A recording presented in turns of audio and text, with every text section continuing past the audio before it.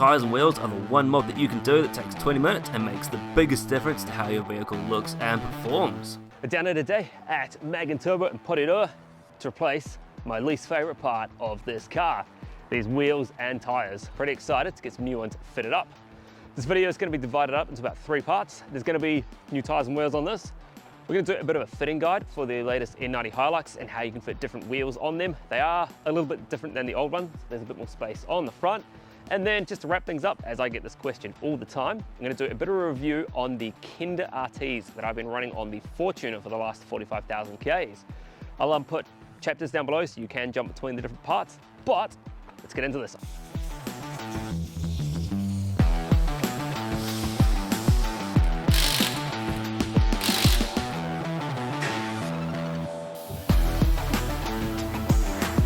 I've gone for a set of Alpha Brawler off-road alloys in a 17x9 0 offset and wrapped them in a set of Kenda Klever RTs in a 265 70 R17. Basically perfect fitment for this car.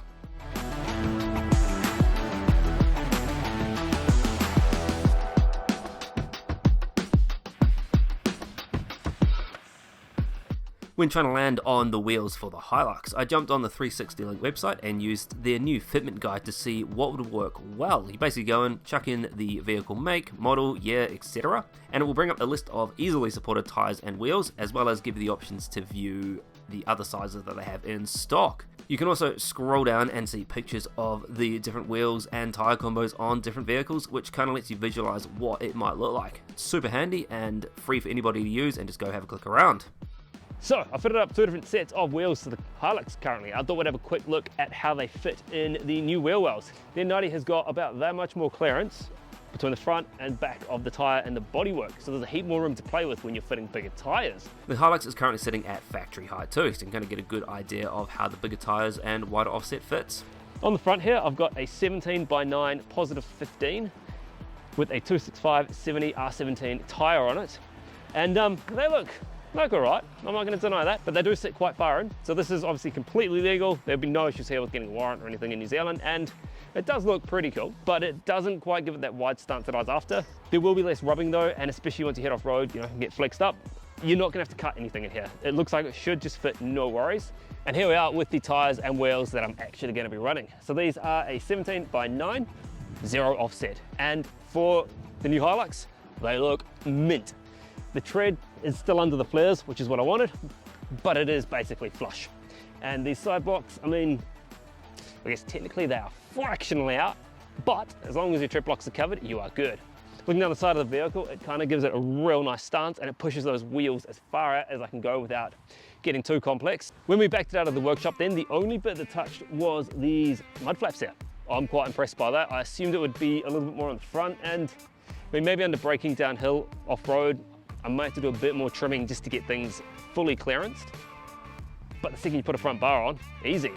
Just for a comparison, the factory ones are an 18x7.5 positive 30 offset, and they do sit real far in, and they don't kind of follow, in my eyes at least, the line of the vehicle that well. So I'm amped, absolutely amped. Probably not going to come across quite as well on camera as it does in person, but that is positive 15 on the left-hand side and 0 on the driver's side. That transforms the look and the front of this car. That looks amazing. I'm so happy. Fast forward a couple of weeks and one big trip, and I've pretty much solved the rubbing problems on the front of the Hilux and got it working beautifully. I did have to do a bit of cutting on the factory mud flaps, which wasn't really a surprise. On the back, it works real good. It can tuck its wheels right up into the guards when flexing, and I haven't seen or heard any signs of rubbing, which is handy. When I lift the vehicle, it's going to change where it rubs again, obviously. Lifting an IFS vehicle doesn't let you fit bigger tires, despite popular belief. What you do is you got your control arms, you're lifting them like that, and they will still travel through that arc and through any areas they do rub. You just change where that happens in the, I guess, the stroke of the suspension. So down here, you can kind of see what I've done. This is the mud flap. That there is the body mount, and if I can pull this bit back with another cable tie, I reckon the gas is going to fix the majority of the rubbing that I've got left. I basically tried to cut it so that you can't see it. Side on, you can't see it. From the sort of back and the front of the vehicle, you can't see it, so it still looks nice and tidy. But if you really don't want rubbing or don't want the risk, less offset is probably the go. To answer a couple of questions that I always seem to get, like I'm not a wheels and tyres expert, I do not know what will fit on any other car. People seem to ask me, but that's fine.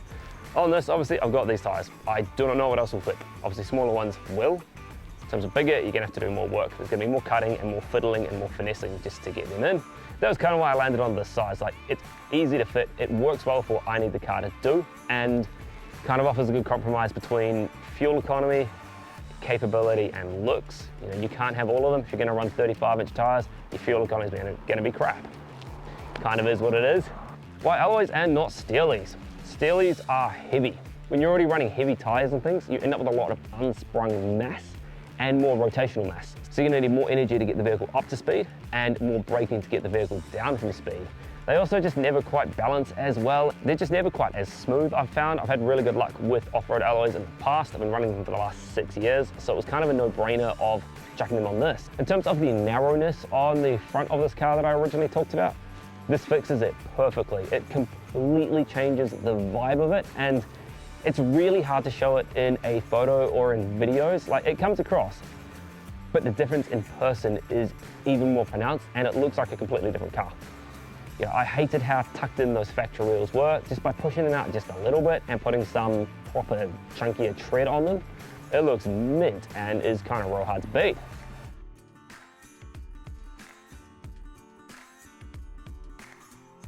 So a quick recap on what these are. These are a Kenda Klever RT and a 265/70/17, which is about the sweet spot on this car.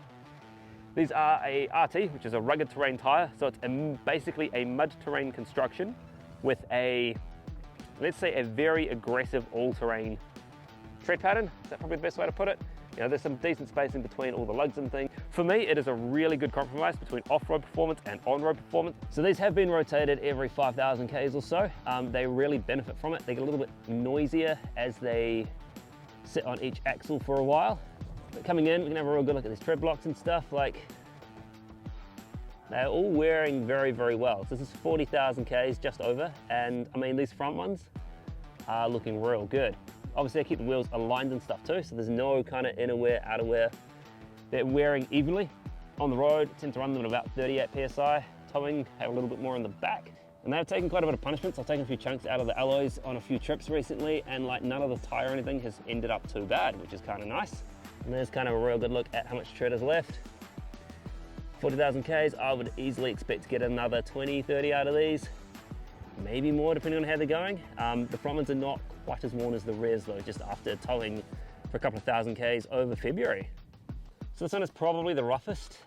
We got very, very stuck in the far north, and MaxTrax Extremes with their metal nubs do chip some of the tread blocks away a little bit easier. I'm not really stressed about it. Like, you expect that when you're running recovery boards and stuff over tires, but you can see there's just a little bit more wear on some of those tread blocks. Again, you pay to play, and if you get real stuck, all you want to do is get out. So to answer a couple of common questions I do get about them. If you watched the other video I did on them, I did mention the noise. I've kind of gotten used to it. They don't really bother me anymore. They're just kind of a hum in the background. Turn the music up a bit. Like, normally if I've got the tent on and stuff, yeah, this car makes a bit of noise anyway, so it's not really a big issue. So number two, fuel economy. These are a heavy tyre, and they're slightly bigger than what this car comes with factory. You do pay the price a tiny bit in the fuel economy.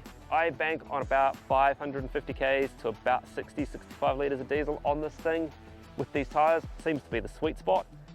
You pay to play sometimes. I'd rather sacrifice a small amount of fuel economy to get the strength that these things offer. So far I've had no punctures or anything. You know, if that changes, I'll let you guys know, but I've rubbed them against sticks, I've smashed them into a few rocks, I've taken a few big chunks. It's not on this one, the other side. I've taken a few big chunks out of the alloys recently, and the tyres have just dealt with it. Number three, airing them down. I struggled with this for a little while. The old tyres I ran, about 24 PSI was good on the beach. These need to go down to about 18 to get the same amount of bag. Just, I guess it's the strength of that sidewall. Once I learned that, it made beach driving much easier. Up until then though, I couldn't figure out why I was having issues all the time. So, as with anything, like every vehicle, every tyre combination is different. Even every setup, when I've got the trailer on the back, I need to air down slightly less in the rear, but I do need to air down. Otherwise it gets bogged up super easy. Number four, wet weather driving. They're a bit slippery in the wet. This car being a 500 Nm motor is just slippery in the wet. You've just got to take it easy.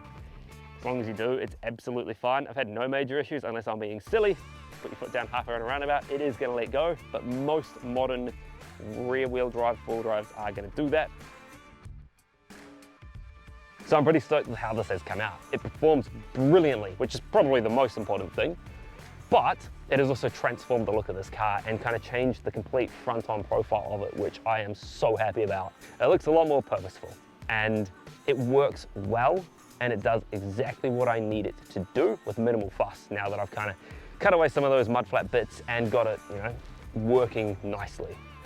So yeah, I want to give a massive shout out to Jamie and the team at Mag & Turbo for fitting me in, especially with the camera, and getting these all bolted up and sorted out for me. And a big shout out to 360 Link for helping out a little bit with the tires and wheels. If you need anything, those guys are brilliant, and they're always happy to help, especially if you're trying to do slightly odd fitments on different vehicles. Thanks for watching. I hope this has been helpful. I know I haven't covered every single tire size and wheel size. That is just kind of infeasible. But if you want to get your new shape Hilux looking pretty cool, tires and wheels are going to be the best bang for buck. Catch you later.